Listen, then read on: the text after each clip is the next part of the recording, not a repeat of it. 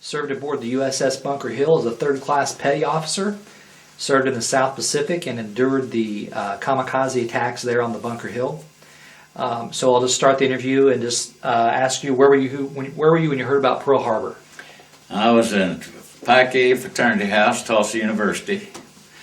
We were laying around the living room listening to the radio. That was before TV we had. We didn't have television. And that's when the announcement came over the radio that the Pearl Harbor had been under attack. Mm-hmm. And that's when a lot of my fraternity brothers decided they wanted to be in the Air Force, and some of them wanted to join the Marine Corps. But I was in my senior year. I had one half a semester to go to get my degree. So I said, no, I'm not going to enlist. If they draft me, fine, but I'm not going to enlist because I want to get my degree. I think it'll be an asset. Mm-hmm. And sure enough, I went ahead and got my degree, and I still hadn't been drafted. So football season came along. I was drafted, so I went to Cleveland and played a year of professional football. What position did you play? Played guard. All right. Yes, sir. Of course, you remember, we went both ways now, and we didn't wear face masks and all that kind of stuff.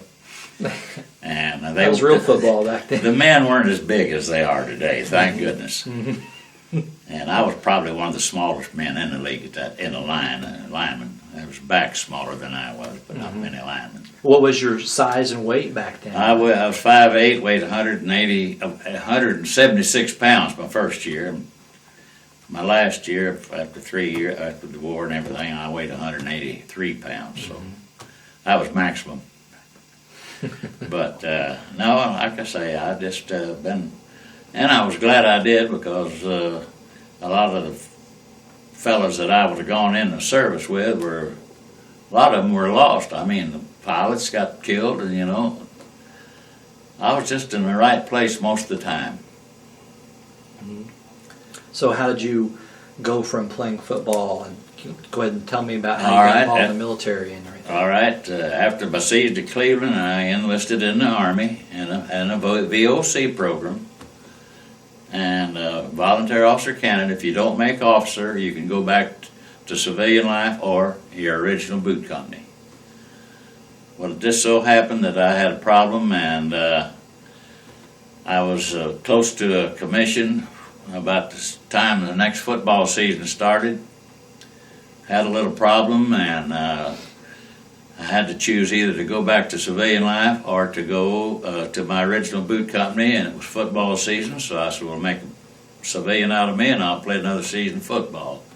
And that's when I went to Detroit, because Cleveland didn't have a club that year, and they spread us all over the league. Could have gone to Green Bay. One of my best friends, a big tackle, wanted me to come to Green Bay, but I got his wire too late to go to Green Bay. But I enjoyed my trip to Detroit. Mm-hmm. And as soon as that was over with, I came right back to Tulsa and enlisted in the Navy. It was in December the 5th, I think. I enlisted in the Navy, and ended up in San Diego, and thought I was going to get a direct commission. One of the fellows here in town in Tulsa was trying to help me get a direct commission, Mr. Helmrich. And so I got to San Diego, went through boot out there, and I hadn't heard anything from the commission, and I waited and waited and waited, and finally, after 4 or 5 months, I go down to the main office, and I told him, I said, look, I was supposed to hear something from a commission, and I haven't heard anything, and he said, well, let me do some checking. And they got to checking, and my papers had been lost. And if I hadn't said something, I'd been there the rest of my life, I guess. But anyway, I said, well, listen, I want to get in this war. And he says, well, where are you from? I said, I'm Shawnee, Oklahoma. He said, well, you know there's a Navy base in Norman, Oklahoma? I said, no, I didn't know Norman had any Navy bases in Oklahoma. And I said, well, can you get me down there? He said, when do you want to leave? I said, well, is tomorrow too soon? He said, be ready. And the next morning I was on my way to Norman, Oklahoma. Wow. At the Navy base there in Norman. And I was lucky again. We stood around and we were marching down toward the mess hall, and I had 200 or 300 guys all lined up there, you know, straggling along. And the officer came by and wanted somebody to march him down to the mess hall. He asked 2 or 3 guys on the outside. Oh no, I wouldn't think of that. Well, I'd had that military experience, you know, in the Army. And I said, I'll do it. So I stepped out and I called them to a halt and I dressed them up, you know, like you're supposed to be in a military fashion, and marched them on down to the mess hall. And the old boy looked at me. He said, "Hey, come and see me right after lunch." You know, would you believe he put me in charge of Liberty cards? And I was, and these, you know, these fellows all had wives in the area. A lot of them did, and some of the chefs in the mess halls, they'd want a special card if they, and I'd think they'd come to me and say, "Hey, Stuart, can't you get me a card, my Liberty card?" I said, "Well, if you'll promise me you won't get drunk and get in trouble, I know people can do that, and be back on time. Well, I'll help you." So every now and then, it wasn't on a wholesale basis, but 1 or 2 or 3 of the fellas, you know. Well, I'd end up eating steak. They'd cut me up, instead of putting it in the stew, they'd cut me off a steak and cook me a big steak every now and then, make sure they got that card again that next weekend. It was kind of a bartering trade. Sure. So, and would you believe football season came along again there when I was still at Norman. I just about finished my tour of duty there in aviation ordnance, and but for football player, the coach came and said, "Hey, we can keep you around here a while if you play ball with us here at Norman." The only undefeated team I ever played on was Norman Navy Zoomers. In fact, I tell a lot of stories. You know, you ever heard of Glenn Dobbs? He was the athletic director out at Tulsa just till about 2 years ago. Okay. And was an All-American out there. When I was playing, I played with him in from 39 to 42. And we played together, but he was playing with 2nd Air Force, and I was going to playing with the Navy, and we beat, Navy Zoomers beat the 2nd Air Force, and they had all those All-Americans at 2nd Air Force. I've always bragged a little bit about that. Had to put the needle in him every now and then, didn't it? But, let's see, then I went on it. After we finished our duty there at Norman and the football season was over, well, they shipped me to Seattle, Washington. At Sandpoint, there was a base there at Sandpoint, at Seattle called Sandpoint. Mm-hmm. And we didn't any more than get in there until the guy came by and said, "Hey, you want to make up some flight time for me?" I said, "Well, what do I have to?" He said, "All you got to do is sign my name and get on that airplane out there."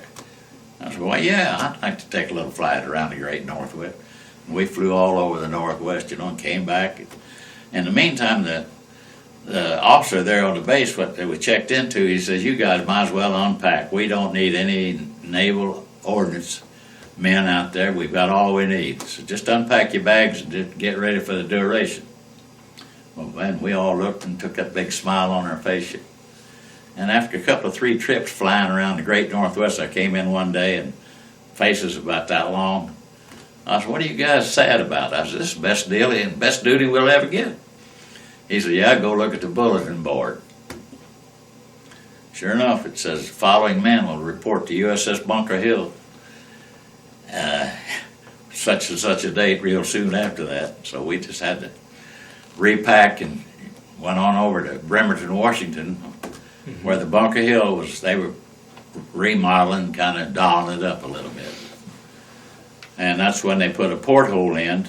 I told you earlier that that's the one I went out after we got hit in the South Pacific. Mm-hmm. We got there about the time of the Iwo Jima, on the next stop down, Okinawa. Mm-hmm. And then on a clear day, we got to where we could, close enough to Japan, we could see Kyushu. Mm.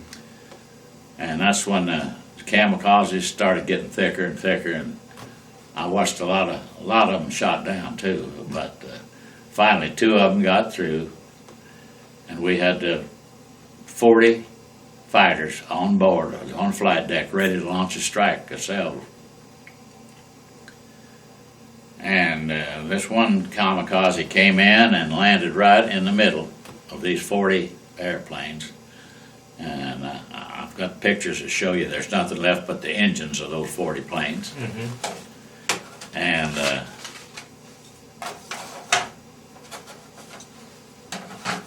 there's a picture there. yeah, Let me see if I can get some of this here.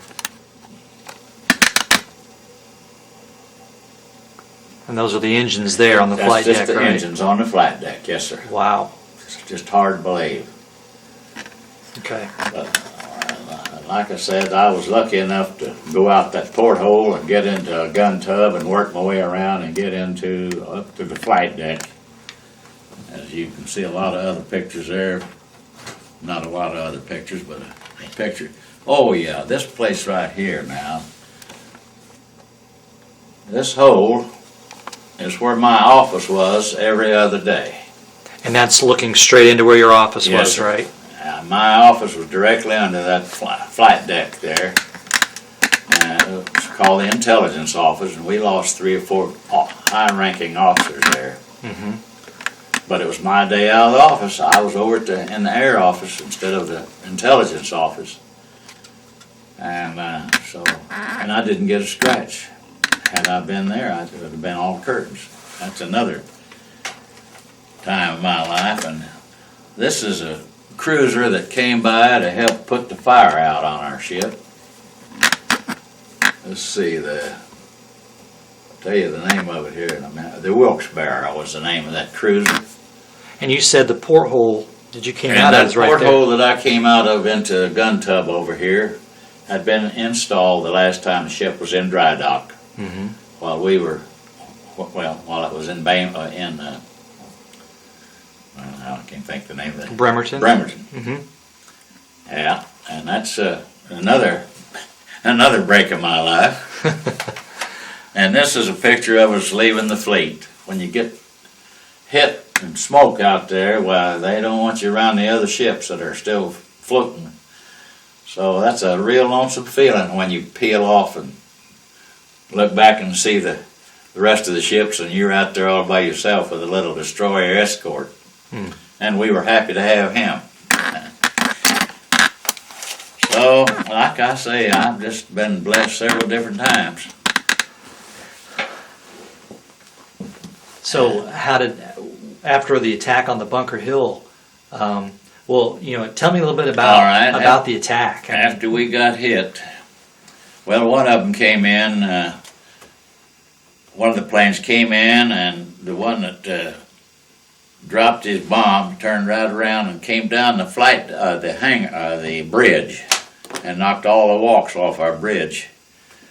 And he dropped his, and then the next one came in and hit in the middle of those 40 fighters I was telling you about that were fixing to be launched. But they each dropped a 500-pound bomb before they were shot down or hit the side of the ship. And like I say, you've got 40 fighters on board with 100-octane gasoline. They were ready to go to war, but they never got off the flight deck. And that's why we had such a tremendous hot fire. And then when these ships came by and started throwing water on us, we ended up with about a 12-degree list. And in the quarters on the ship, you've got bunk beds. They're not very large for enlisted men.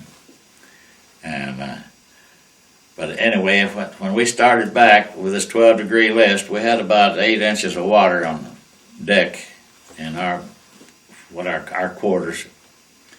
And when that ship would tilt or anything and the water would splash, we'd get a little water on us. But I got off the bottom bunk and got up on the top bunk, and that didn't bother me too much. And then we came on back to came on back to Bremerton. And so they put us under construction, and we all got a 30-day leave. Got to come home. And one of our good buddies' father was a pretty wealthy guy. He went home to Memphis, and his dad says, "Bill, when you get back to Seattle, you can have anything you want." He said, "What do you want?" Well, he thought about it a minute. He said, "Well, there's a pretty nice hotel there." He said, "I'd like to have a room in the Olympic Hotel." So, sure enough, he had a room in the Olympic Hotel, and he had 2 or 3 of us friends. And we lived pretty good there for a couple of weeks till the other father got the bill. He calls him and says, "Now you can get out of that hotel immediately." But one of the fellows with us, well, we were living pretty good, and one night the band was playing on Saturday night. There was a big dance going on, and we ended up setting our tables were out in the hall, right next to the dance, to the pavilion there. And found out one of these fellows was a friend of the band leader, whose band I forget it was playing. He went in and told him where we were, and the next thing I knew, we had seats right up in front of the bandstand. And our girlfriends and 3 of us sailors living it up good. All right.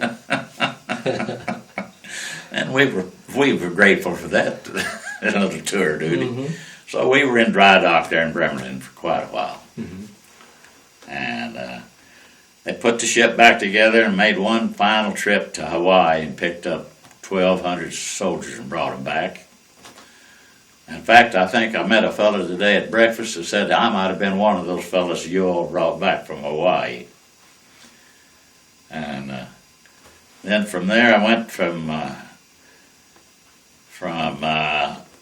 Bremerton to Norfolk, Virginia. That's where I started downgrading, and worked as a shore patrol there for a while. Of all the things, after going through the Army and getting an SP saved my life. He really did, I think. Yeah, tell us some more about that group of guys you were in for officers candidate school and where they ended up.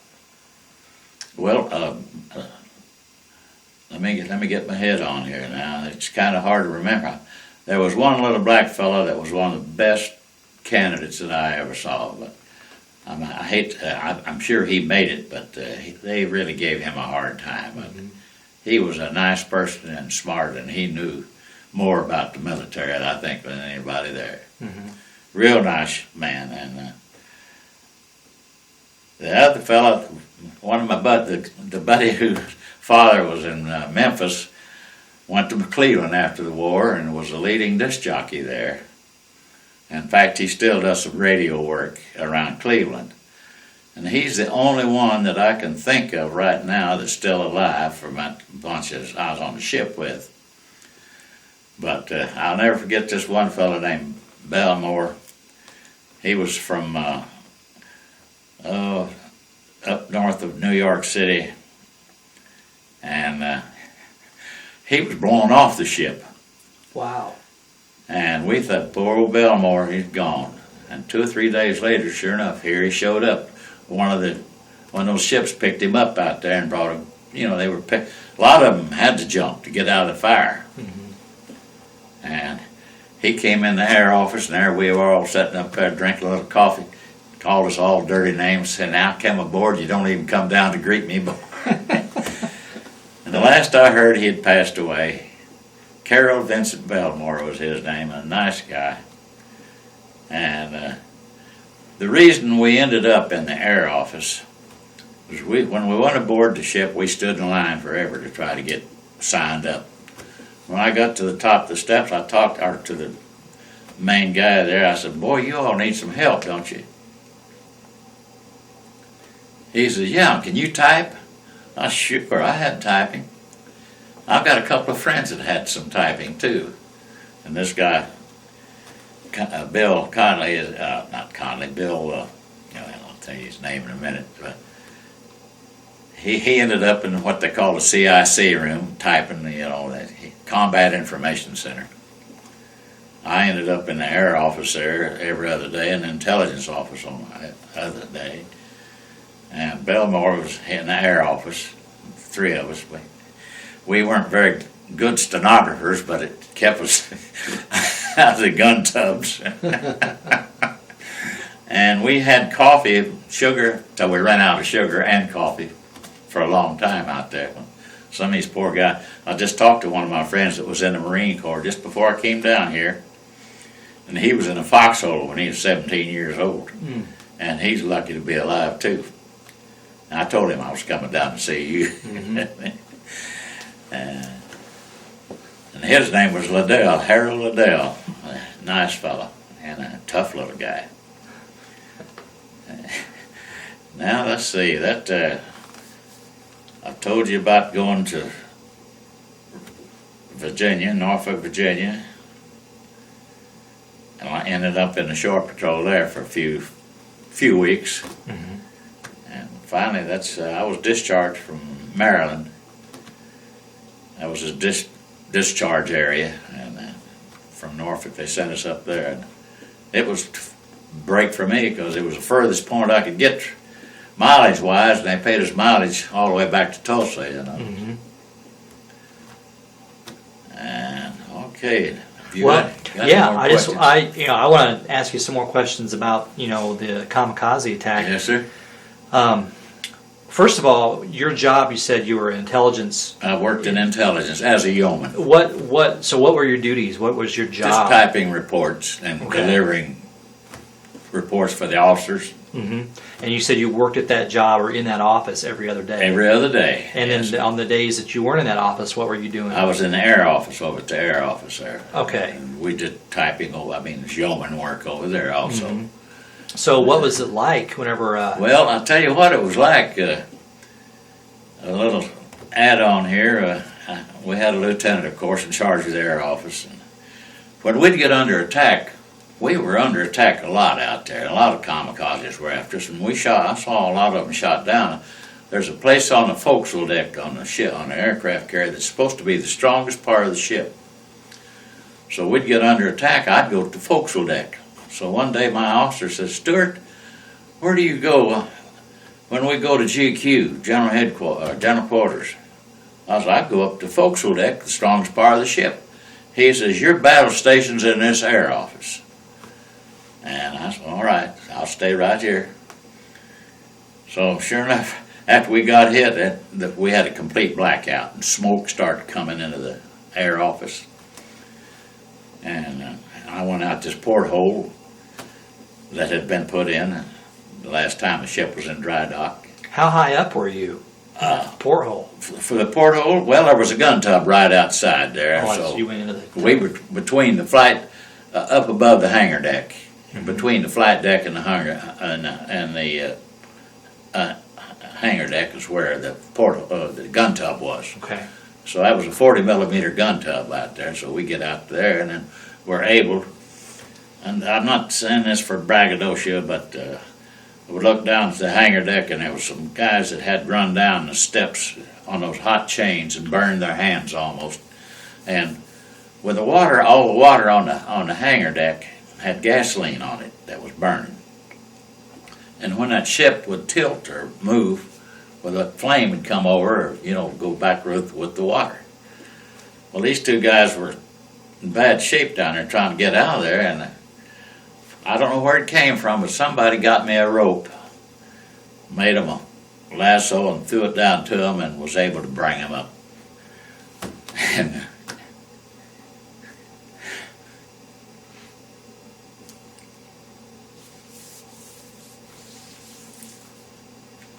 I'll be all right in a minute. No, it's all right. I'll get all right then. They hugged me, kissed me, thanked me. It was unreal. Yeah. And they were able to go on up, get on the flight deck and get medicine, get taken care of. And I've got a couple more pictures that showed the flight deck and all those guys running when after we got hit. I could go get them if you want to include those, but I thought this was the most important. It's right here. Well, so then after that episode, What did you guys do to put the flames out? I mean, how did you guys get the ship back under control and save it? These two well, we had, our pumps, of course, were knocked out, our electricity was knocked out, and we had to depend on those. There was a cruiser and a destroyer escort. There's a cruiser on one side and a destroyer escort on the other side, throwing water on us, and what little bit they could pump themselves. I mean, they got some other pumps running other than the main ones to help fight the fire with, and it burned out. I mean, when that gasoline burned off the top, because there was water 8 to 12 inches deep on that hangar deck down below. And that top deck, I mean, it was just a case of throwing water on it. And of course, we were still moving. We never did stop. I mean, we were moving probably 10, 12 knots maybe. Wow. But no, it was a hell of a deal, and I went into what they call the ready room, where all these pilots were, and they concussion killed I don't know how many of those poor guys, and they were all, oh man. I know I met a few pilots who served on the Bunker Hill, and like I told you before the interview. Yeah. Archie Donahue and Dean Caswell, actually, those are both the guys that served on the Bunker Hill during the same attack. Yeah. And Archie his group was in that room, that ready room, and he had left. I guess he had some argument with some of the commanding officers there, and he left in a huff out of the room. And shortly after that was when the concussion that's hit. fate, and I just what that. And there was a kid from my hometown that was a lieutenant commander. He flew off the ship, and he used to invite me to come up to officers' quarters to have a drink with him. Finally, they didn't want him associating with enlisted men. And when he got off the ship, he says, "Roy," he says, "I know that you knew that I had to quit bringing you up to headquarters, but he says, I'm leaving. I'm getting off the ship. He says, I want you to come by long enough to pick up a fifth of bourbon," which I thought was pretty decent. Oh, yeah. And he died here not too long ago. He was from Shawnee, Oklahoma, too. That's where I grew up, Shawnee. He, Chubby Strickland, nice little fellow. Yeah. So then when you guys got I guess how many soldiers or how many guys were actually killed? All right, there were 95 killed outright. I mean, that's how many body bags we dumped over. No, I remember that figure, 94 or 95. And then there was over 1,000, what you call burns and injuries. I mean, you can imagine the shrapnel and here I am. I think I had one little scratch. So, but it was real sad. It was a sad day, I'll tell you that. And I think of those poor guys.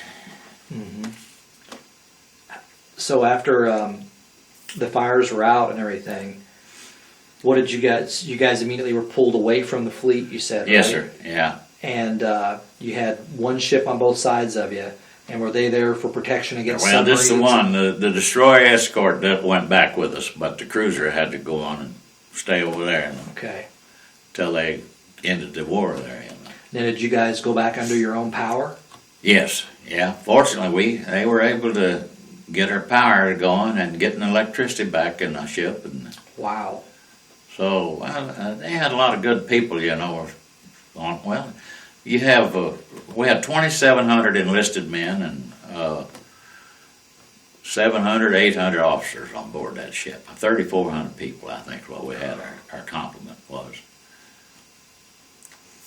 Wow. It's a floating city.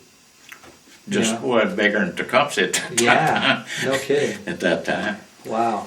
How long did it take you to travel from there back to? Now, did you go straight back to the coast, or did you? We came back to Bremerton, Washington. So you didn't even stop at Pearl Harbor or anything. You just went straight from where you were struck by the kamikaze straight Coming back, we sure did. Wow. Now we did stop in Pearl Harbor on the way down, on the way out, And but then we made that trip back to Pearl Harbor, after we got our ship put back together. Mm-hmm.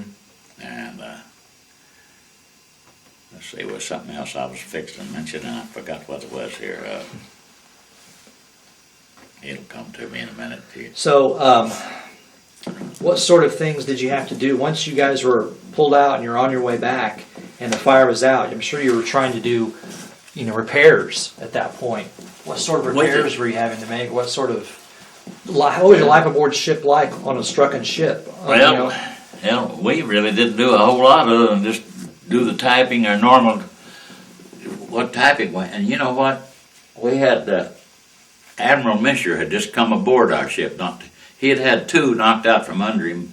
He came aboard ours and was only there just a short period of time until he had to leave again.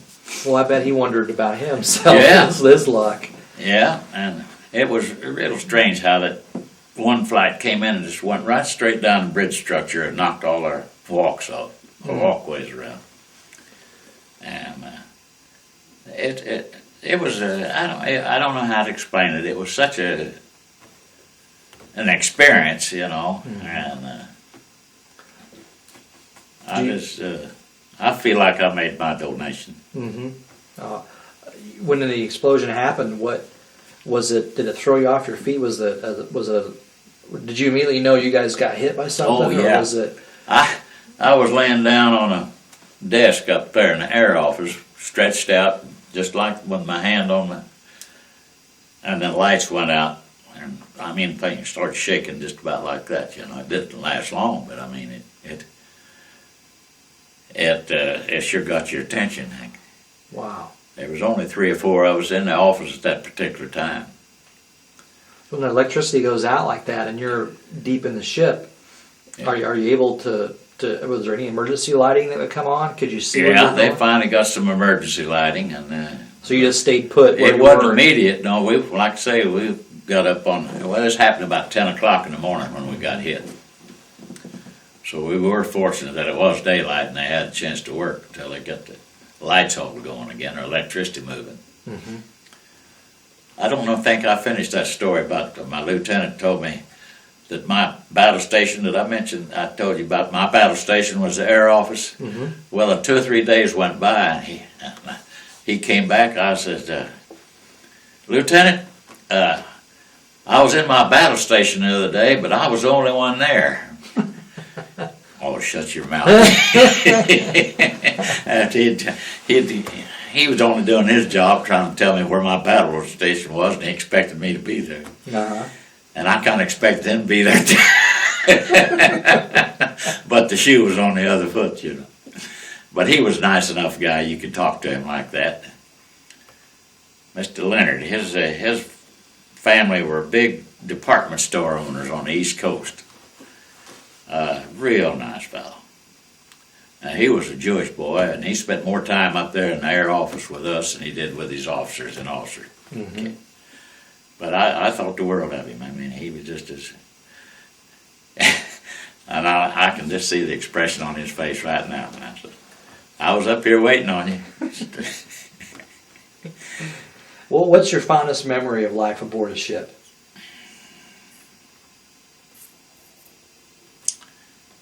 Yeah, let's see. Was there anything about it that really appealed to you that that's just different, I guess the camaraderie was the main thing. Everybody was, I thought, real decent people. And of course, all the showers and everything is 10 of you in there showering at the same time and all that stuff.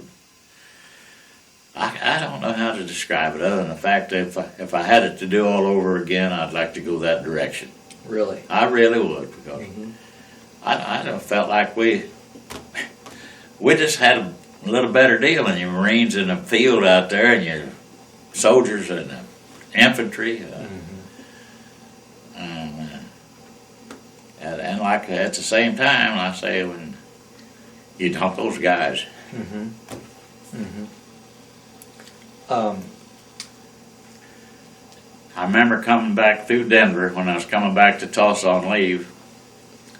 And that for some reason, I don't know how I inherited the job, but they asked me to go with a fellow to tell his family that he had been one of the fellow, their daddy had been killed. That's got to be extremely tough. Well, it really was.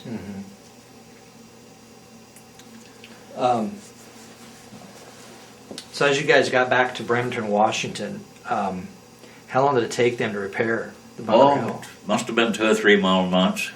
Yeah, at least 2 or 3 months it seemed like. That ended our war duty as far as, because the war it was over with by the time they got the ship put back together. And like I say, all we did was make that trip to Hawaii to bring 1,200 soldiers back to the United States. So if there were 95 people that were actually killed and another 1,000 that were burned, that's a third of the ship. That's right. A third of the personnel on the ship. That's exactly right. Well, you can imagine, though. I mean, you take those 500-pound bombs and then that fire with those ships hitting right in the middle, loaded. And 100-octane gasoline gets hot, you know. And you see those engines all melted down there. I mean, everything melted but the engine. Wow. So it did get hot there. Were the planes loaded with bombs too? Oh yeah, they were. But I don't remember any of those triggering or going off. I just remember there's so damn much going on at that time. You know, you don't get it all. Of course, I'm over there in a gun tub for at least an hour or so trying to help these other guys. Finally got upstairs and had to go to work up there too. And then we had to have worked with the lieutenant commander. He says, "Now I've got to take some medicine up to the health bay, and he said, I want you to go with me." And he'd left the medicine with me. And he was busy as a one-armed paper hanger. And I said, "Well, hell, I can take it up there myself." Because, you know, all of watertight.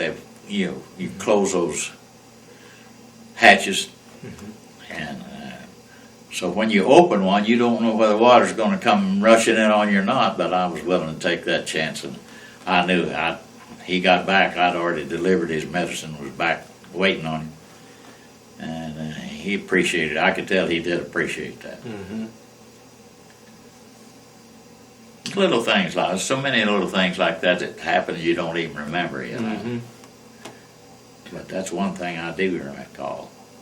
Were you able to keep in touch with your family at all? Like through No, mail or anything? no, just mail. I think I found a letter I'd written my mother and dad. Looking for stuff like that. A letter that I'd written to them from the ship, and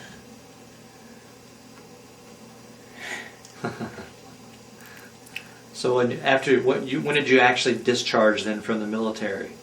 When did you get out? I got out. I've got that in that sack. I wrote that down. May the 11th, 1945. May of 1945. Yeah. So it wasn't too long. It was not too long after the attack on the Bunker Hill. It really about 6 months or something like that, I guess, or Okay. no, maybe a little longer than that. Okay. Well, like I say, I had that tour duty. Well, we stayed in Seattle 2 or 3 months before after we made our trip to Hawaii, and then went back to Norfolk, Virginia. That's when I went in the shore patrol there for a little while. I mean, they had us doing everything just to kind of keep us occupied till we could get discharged. And I had a good time doing that too. What did you do when you got out of the military? That's when I went right straight to Detroit. Played that season ball in Detroit. In fact, I went from Norfolk, Virginia up to Washington, D.C. and sent a wire to my friends that were playing ball. And that's when I heard back. Well, no, that was right after I got kicked out of OCS. Now, just a minute here. I went to Washington, D.C. and sent a wire to my friends that were playing that I'd played with at Cleveland the year before. And the first wire I got, I called, and I was Detroit, came from Detroit. They sent me an airplane ticket, and I flew to Detroit. Incidentally, I hitchhiked to Cleveland my first year of pro ball. Made $150 a game. Wow. Can you imagine what these boys are? They get more money not just to sign a contract, and That's right. we'd making a career. Mm-hmm. But I can't complain. Mm-hmm. I think I told you I found out I got a little pension. Made it possible for me to move out here to Monroe. Yeah. Looking back at your experience, on the Bunker Hill and in the military in general, did it impact you after the war? I mean, did it impact the way you lived your life, for instance? I don't think so. No? No. I had a few nightmares, but not many. I mean, I'm a happy-go-lucky type anyway, and I try to make it a point to stay happy. Mm-hmm. And I don't think it probably helped me more than it hurt me anyway to get that experience. You grow up pretty fast. Yeah, that's the one thing I hear from everybody I Yeah. talk to about World War II. Of course, I wasn't a kid. See, I was through college, 2 years of football, Mm-hmm. and I've had a lot of young friends that I enjoyed. Those young kids there, and I had a lot of respect from them too. Oh me, that was an experience I just wouldn't trade for anything. I'd hate to do it again. Yeah. What are some of your fondest memories about being, serving in the war? Well, I enjoyed San Diego. While I was waiting out there for that commission I thought I was going to get, and it never came through because they lost my papers, I went down to the USS Grant Hotel and went into the bar, and the first guy I ran into was from Oklahoma, from near Tulsa, right out of Tulsa. Great big son of a gun. In fact, he's back in Tulsa now. He's a bail bondsman now here Oh, really? in Tulsa. Can't think of his name right now. I think I did see him once after I got back, but he was a bartender out there in San Diego. And he found out I was from Tulsa, so I had a pretty good friend there behind the bar. That always helps, doesn't it? And then I found out there was another side of San Diego other than the downtown district there. I enjoyed all of San Diego. Mm-hmm. And I was there during a Rose Bowl game. I hitchhiked up the Rose Bowl one year. I forget, Alabama was playing Southern Cal, I think. And I had a $5 bill in my pocket. Didn't have a ticket. And I couldn't get anybody to go with me. That's all hell, we couldn't get in. I said, I've never been to a game in my life I couldn't get into. So we get up there, and I go down and watch the Rose Bowl parade, go on out to the stadium, and hoping I'd find somebody to sell me a ticket, or I'm sitting there, and the game had started, the radio was going, Tulsa was playing in a bowl game, and we were listening to Tulsa. I don't remember whether it was the Orange Bowl or Sugar Bowl, but they were playing, and this fella was halfway intoxicated, walked up and said, "Hey, sailor, why aren't you in the game?" I said, "Well, the main reason is I don't have a ticket." "Hell, I've got a ticket," he said. "Here, take this and go on in there." I said, "Here's $5, that's all I got." "Oh, hell no." He said, "I'm in the Lions Club, and we buy tickets for you sailors every year out here." All right. Which I thought was pretty decent. So I got a end zone seat ticket there for the Rose Bowl. And I went back to the base, and nobody would believe I went to the bowl. But I'm just that dumb. I'll take a chance. Oh, well, I mean, is there anything you'd like to add, or anything that we haven't covered at all, I think I've given you about the whole bale of hay. No, I'll probably think of some things after we get through. You always do, I guess. Yeah, that's true. I have no further questions. Oh, good. All right. If we can go ahead and stop the interview now. I just Good. want to say I want to thank you from the bottom of my heart for the service you Well, gave our Ryan, country. I'm tickled to death to do it. Yeah, and we really appreciate your service that you gave us, you know, Well, at Bunker good. Hill, you know, and your time in the military. All right. And of course, your service as an NFL guy too. Yeah. So.